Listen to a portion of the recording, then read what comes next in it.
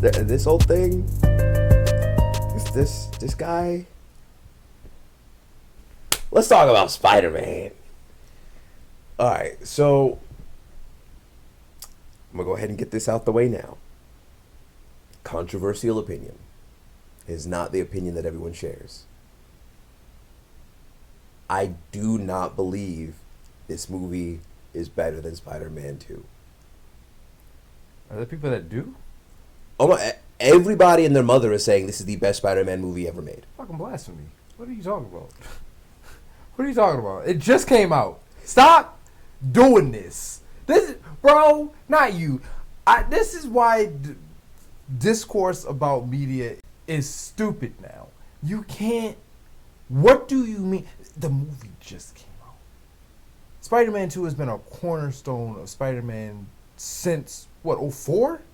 That's when that movie came out? Yeah, because the original Spider-Man was 02. All right. It has proved its mettle. Brand new day. I'm not about to undersell it. It's a good movie. I enjoyed my time with it. I got my gripes with it, but I enjoyed my time with it. Better than Spider-Man 2? You ain't been around long enough to say that, bro. Like, we got to still be talking about it in 6 months at least before we can start having that. Because, look, a lot of MCU movies now feel like they hit, even when they're, like, because, you know, a lot of them are, you know, whatever. But even the ones that hit, they hit, and then they had that 15 minutes of fame, and then it's like, they don't have staying power anymore. And I don't know if that's the culture. I don't know if that's the bad taste that a lot of phase after Endgame that Marvel left in people's mouths. I don't know if that's just our short attention spans. It might be a combination of all of that. Maybe some other factors I'm not even considering. But for you to be better than Spider-Man 2, you don't have to just be better than Spider-Man 2 as a movie. You have to be able to stand the test of time as Spider-Man 2 did. You can't determine that after 2 successful weekends. Right. Like I don't. We can talk about it being a great movie, sure, okay, but stop that. Stop the nonsense, bro. I'm telling you, man. Everybody, or maybe not, I shouldn't say everybody, but there's been a lot of chatter online that's like Spider-Man 2 has been dethroned as the best Spider-Man film. It goes to Brand New Day. You're not qualified to say that. Shut up. So, my feelings on the movie. Absolutely loved it. This is coming from the lens of someone who watched that first original trailer and saw nothing else after that, because I'm very big on keeping it that way. I watched the first trailer, not counting teasers. Like, I'll watch a teaser and then I'll watch a main trailer and then I'll be done. Watching that first trailer, there was a lot that I didn't know about it. Apparently, the Hulk was in that first main trailer, but I didn't know that because I don't remember. Also, spoilers or no spoilers? Spoilers. Spoilers. Cool. So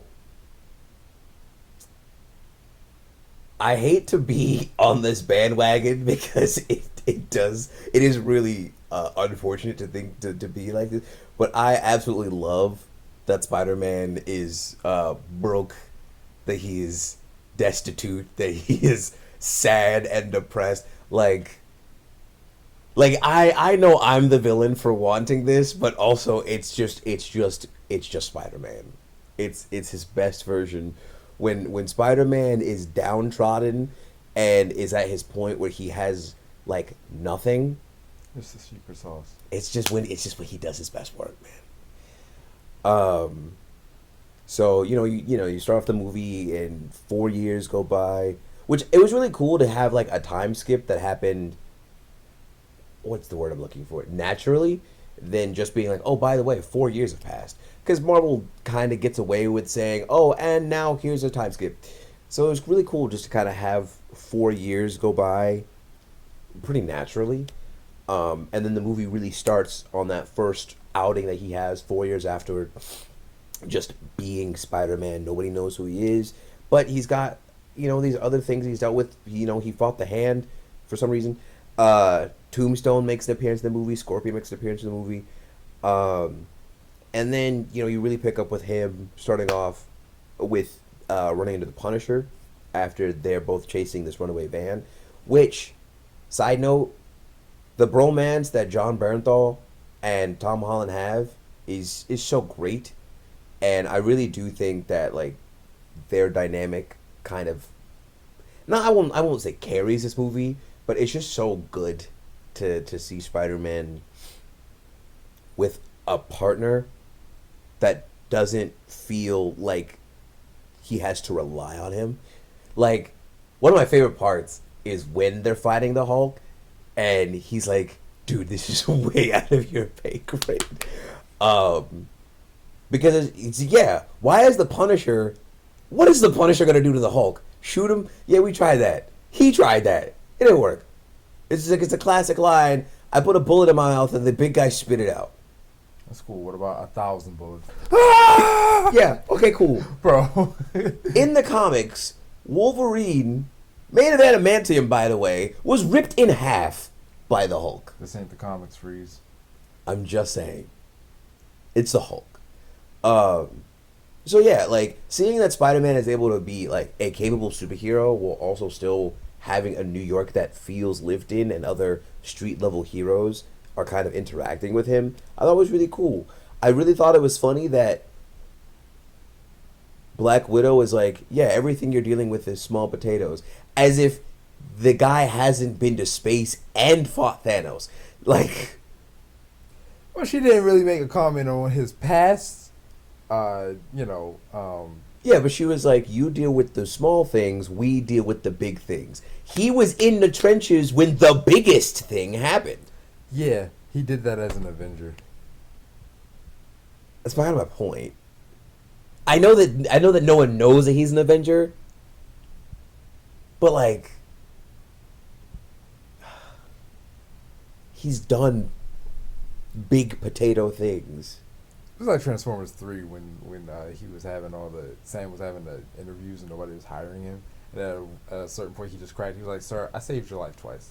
I can't tell you who or why or when, but That's what I'm saying. Just hold my man's Peter like that, respectfully. Yeah. Sorry, I was just trying to think back. I'm trying not to like retell the entire movie.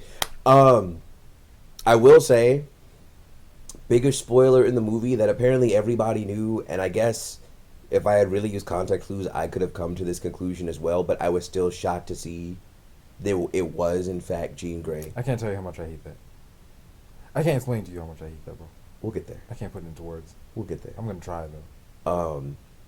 The one thing I did see coming was when Peter goes to see the director of damage control, like the big guy, that first time, I was like, Villain. yeah. Like, bro. I was like, it's him. He's the problem. Like, I actually fell asleep the first time because I saw the movie dumb late, so I had to see it a second time. And I mean, I missed the whole thing, bro. So the second time I watched it was really the first time really watching it. And so when he meets it, I lean over it, and my wife has seen it the first time because she didn't fall asleep. So this is her second time seeing it. I lean over it, I'm like, yo, that's the villain. And she tried so hard to try to throw me off the scent. And not like that obvious way. She was actually relatively subtle about it, but she was trying hard, and I was like, bro, this is the bad guy. Yeah. You are the bad guy, bro. Yeah. I saw that and I was like, oh, it's him, Scooby Doo. Like, you're not gonna fool me. But I personally don't mind that Jean Grey was in the film because they're setting up for Secret Wars, which is probably going to take us to X-Men versus Avengers, depending on how deep they want to go with turning...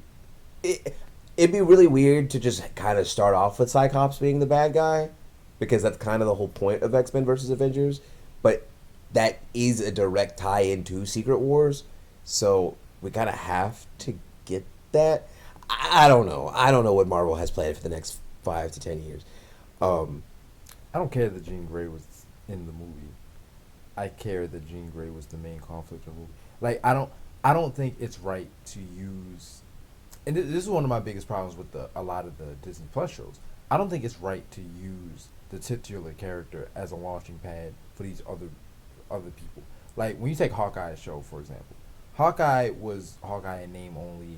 I'm not saying he didn't get enough screen time, but that show was really old girl's origin.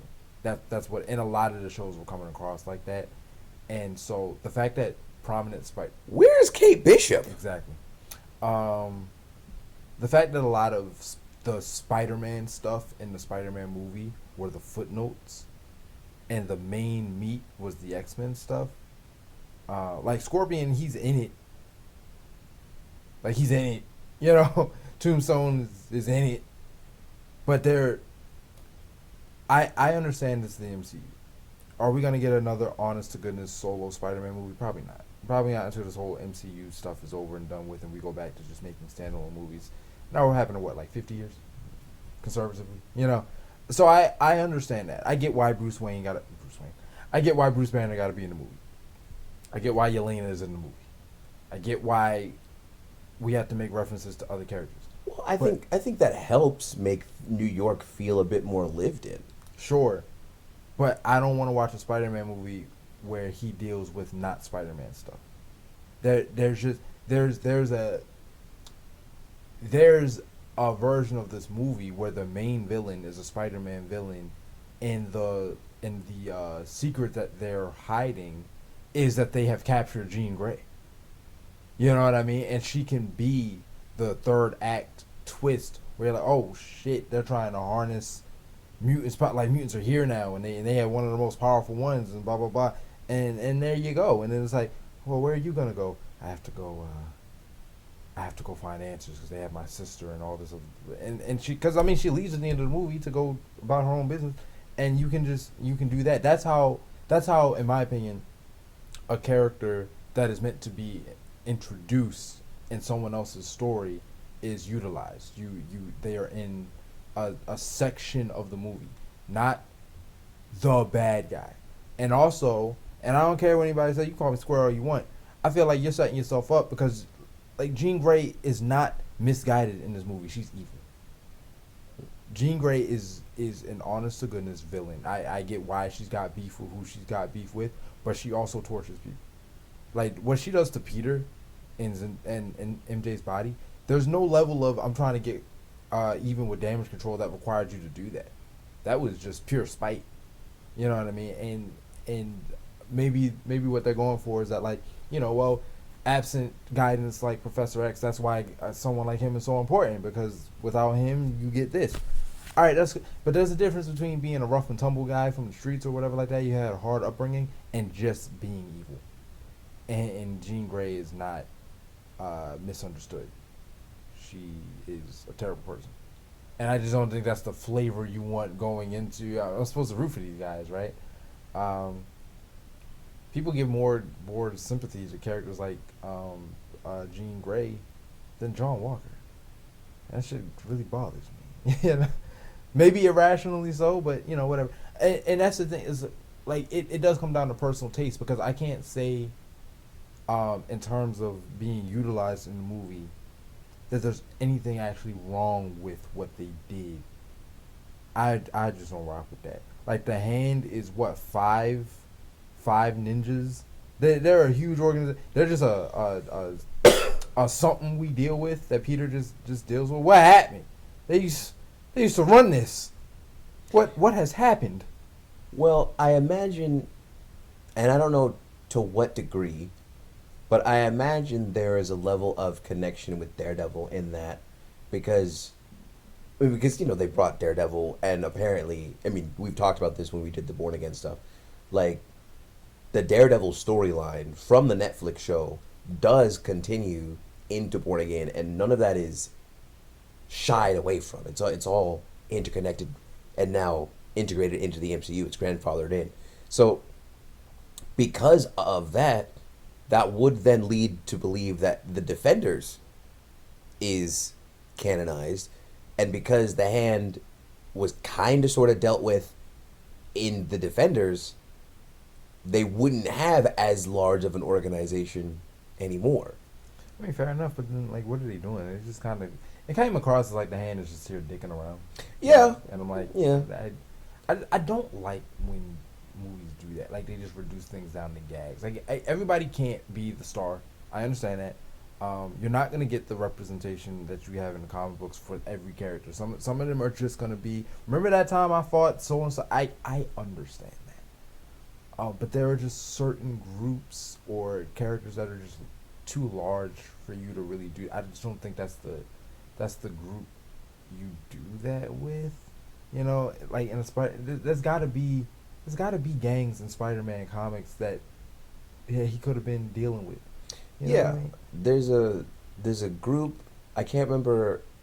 They've never showed up on screen, or if they have, it's been like in an animated something. But there's a small group called the Superior Foes of Spider-Man, which is effectively like a B-list, more like D-list version of the Sinister Six. That's hilarious. Um, so you probably could have done something like that. No real big names. They're just like petty level. Um, yeah, I think they wanted to give the hand. If we're being like completely honest, I think they used the hand because the hand was a way to like, hey, well, look at Spider-Man actually get a chance to use his spider senses and fight ninjas and look cool. Because you can't have these random street thugs make Spider-Man look cool. That's true, and I think that's when you run into the problem of or maybe not the problem, but that's where you just go if you need a threat that significant to challenge your character, well then there's your villain. You know what I mean? Like it's why has Spider-Man not been able to deal with them throughout the entire movie until the climax needs him to deal with it because they're that difficult to deal with. Mm. Like the Hand is a group that can be main villain material. I'm not saying the movie is wrong that they didn't do that. I'm saying they could do. Tombstone is definitely main villain material when it comes to Spider-Man. If not main villain, I'll put it to you this way. Maybe not main villain. Frontman villain. Like he's the soldier guy that would be duking it out with Spider-Man, and then you can have your mastermind in the background that is your third act plot twist. Yeah, I mean, especially given the fact that Tombstone just can't be hurt. That's kind of a big deal, actually. Yeah, so it's like you have the pieces necessary for it to be an honest to goodness Spider-Man movie that uses honest to goodness Spider-Man characters as the driving force. It did the X-Men thing, and as I was watching it, I was like, I'm not seeing anything that is bad. They're little things that nudge me, that bothers me. John Bernthal, like the Punisher and Spider-Man's chemistry, I loved it. What I couldn't get past was something happened between Daredevil and now that had softened Frank, and I didn't see it. And like that nudges me. You know, I don't want to hold the movie. I don't want to hold it to the movies against it too much because the guy that wrote Daredevil ain't the guy that wrote Brand New Day. So it's like it's not like you, it's not like you're being inconsistent. But there's the bigger this MCU gets and the more interconnected they try to make it, small stuff falls through the cracks. Not enough to ruin the experience or whatever, but definitely enough for me to notice. Where I go, nah, bro, that the Frank that I knew just a few short months ago, last kill Frank, that's not this Frank. And I want Frank to evolve. I'm not saying like I feel like something has been lost because he's more child friendly. In fact, one of my favorite things about the original Punisher run, John Bernthal's run, not like, was that when that season ended, he actually went to the support group and he was like, I got the guys I was after. I've never imagined what life is like after the war, and I got some real shit I gotta work through. And the idea that Frank's story would end with him just getting the help that he needs, I'm for that. So I actually like that Frank showed up and he was a little less, edgy. I mean, he was still him. At the end of the day, he still did take that shot at that little kid. He was going to get her out of there. Jesus, 360 no scope. Yeah, I appreciate that, but also the idea that he would regret that. Something has happened to make him like that, and I don't mind that he's like that. I would prefer that he gets to that point. I wish I would have seen what helped him get to that point. I hadn't seen One Last Kill, so I figured it was in that, but I guess it's not. Nah, bro.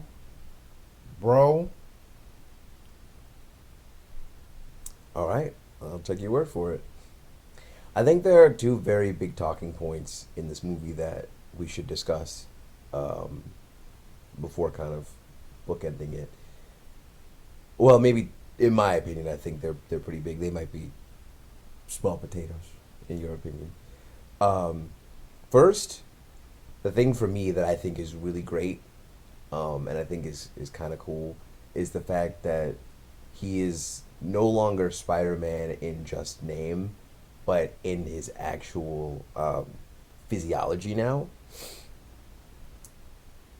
What I mean is, part of Peter's story in this is coming to terms with the fact that he has this spider DNA in him, and it is becoming less and less dormant and more um, Actor. yeah, that. And he builds this inhibitor, which is a very big deal. Yeah, I clocked it as soon as I'm like, this is Sentinel stuff. Yeah. um, he builds this inhibitor to kind of suppress his spider powers, and then kind of as he comes to term with who he has a really fire line where he's talking to Jean through his brain, and Jean's like, "Hey, you can't be both," or rather, it was like, "You can't do everything. Are you Peter Parker or are you Spider Man?" And he finally releases the inhibitor from his neck. His eyes go black, and then they come back to normal, and he's like, "I'm both."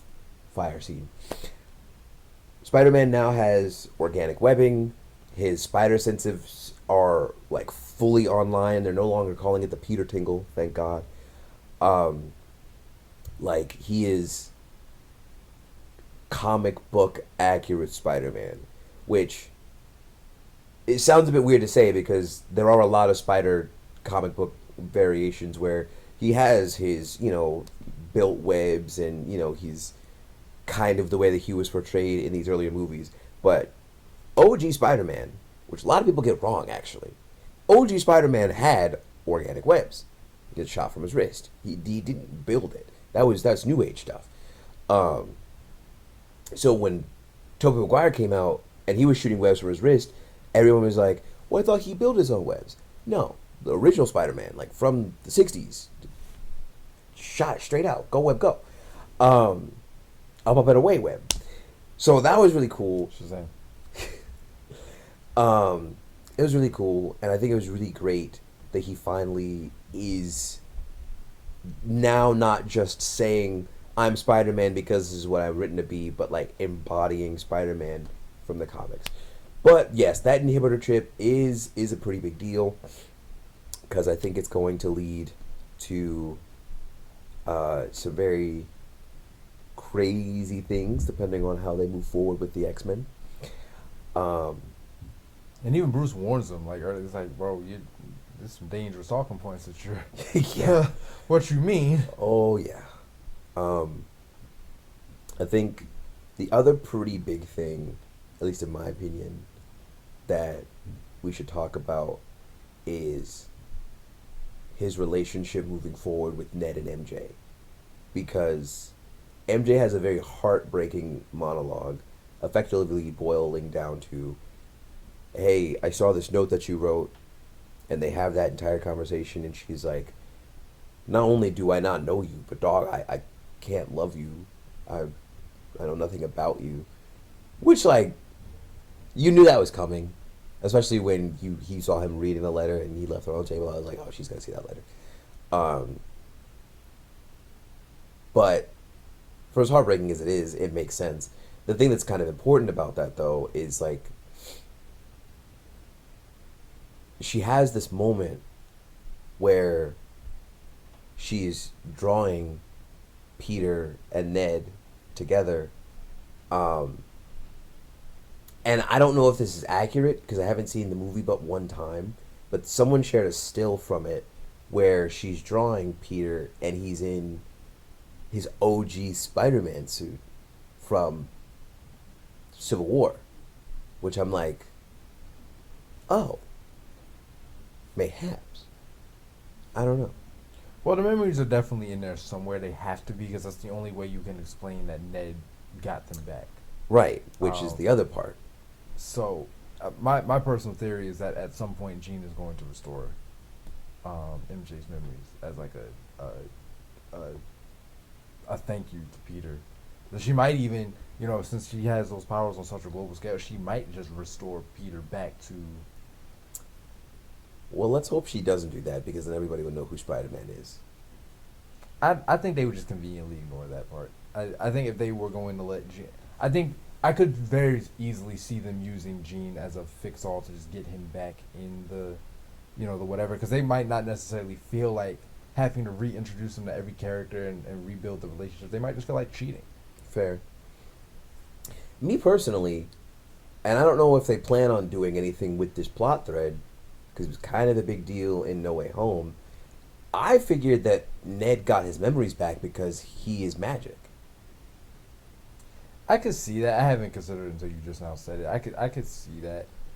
I really I don't think it's that. I personally think it's just they wanted the feel good ending.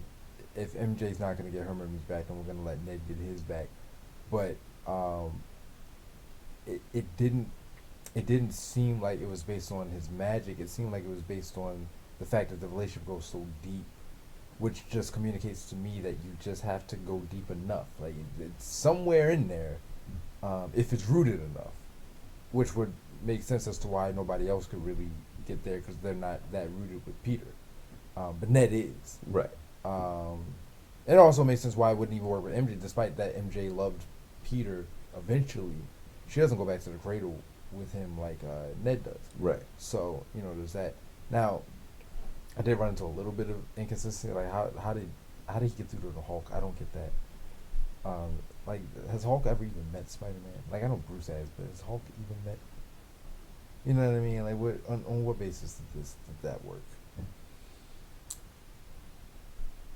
That was a bit confusing to me in that I don't know he actually got through to the Hulk. Yeah, maybe not. I don't know. I read it like he did. Yeah. That's me because he was like, I'm Peter, your friend, and then he settled down for a moment. Even if it was like a moment of like small realization, you realize something. Like why did the line "I'm your friend, Peter" mean anything to you? I think it was a save her Martha situation. Stop. Let me finish. I think it was less of I recognize Peter and more of the Hulk doesn't have friends. So when he's like, I'm your friend, that meant something to him. That's how I read it. I'm gonna accept that reading just because it makes more sense than whatever reading I had of it because I just don't understand the logistics. I've never really fully understood the logistics of this curse, like not curse, memory wipe. Like when Ned and MJ think about their time in high school, is there just a gray blob in their memory? Like Peter was there, and I get why they wouldn't remember him. In terms of like but like in my head, it seems like they would have memories of this guy that they don't. Right, like they would open up a yearbook and they would see his picture and they'd be like, "Oh, who's this guy?" Like why is he just completely missing? Because they remember Spider-Man. You know what I mean? So the events happened. All that stuff happened. They just don't remember who Peter is. So shouldn't they have memories of some kid in their class that they never talked to? So I recently rewatched No Way Home because it's finally on Disney Plus, and maybe it's been on Disney Plus for a little bit and I just didn't realize it. And the way that I remember the spell is effectively Doctor Strange made it so that in everyone's mind across the globe, Peter Parker as an individual ceased to exist. So conceptually, yes, they would remember a guy, but they wouldn't remember that guy as Peter Parker, which means if he no longer exists, then all of those memories that are related to him, the brain would probably just fill in the blank and be like someone else, or they existed. Those memories exist without him in it. So how do you fill in the blank of, like, I would imagine Ned would have many a late night with his best friend in his room building Star Wars shit. Like, what is in his head when he was 9 years old? There was some stranger in his bedroom. You know what I mean? Like, those are the, and I'm not trying to hold the movie to that. Yeah. Like, that really is just like nerd talk. But that's something about the spell that's always kind of frustrated me. I'm like, I haven't gotten a satisfying answer as to how this works. And I feel like Brand New Day made it a little worse when they were talking about how, Ned was looking for Spider-Man because he remembers being saved from this, that, and the third. There were several times when he was there. It's like, okay, so these events did happen, and you remember this. The only thing that has conceivably taken place here is that the face and identity of Peter has been scrubbed from your memory. Okay, cool, but not the physical presence. The events happen absent this guy, so you have to compensate for this stranger who has been in your circle for this entire time that you just don't remember.